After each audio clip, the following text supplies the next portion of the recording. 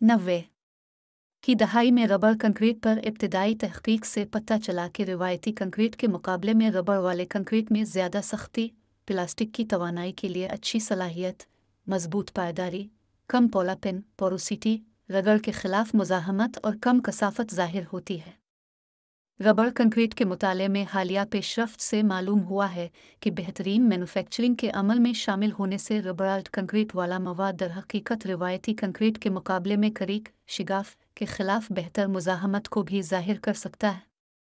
इसकी वजह यह है कि मवाद में मौजूद रबर अपने लचकदार रवैये की वजह से कंक्रीट की टूट फूट में ताख़ीर कर सकता है।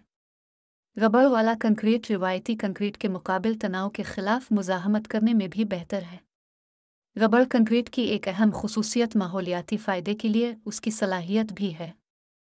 हाईवे की तामीर में इसे शाक को बर्दाश्त करने और इमारतों में ज़लज़ले की लहर को डैम्पनर के तौर पर इस्तेमाल किया जा सकता है। रबर वाला कंक्रीट आवाज़ को रोकने वाला भी एक अच्छा मवाद होता है। रबर की आवाज़ जज़्ब करने वाली दीवारें इमारतों के लिए साउंड प्रूफ कमरों के लिए एक मुअस्सर साबित हो सकता है।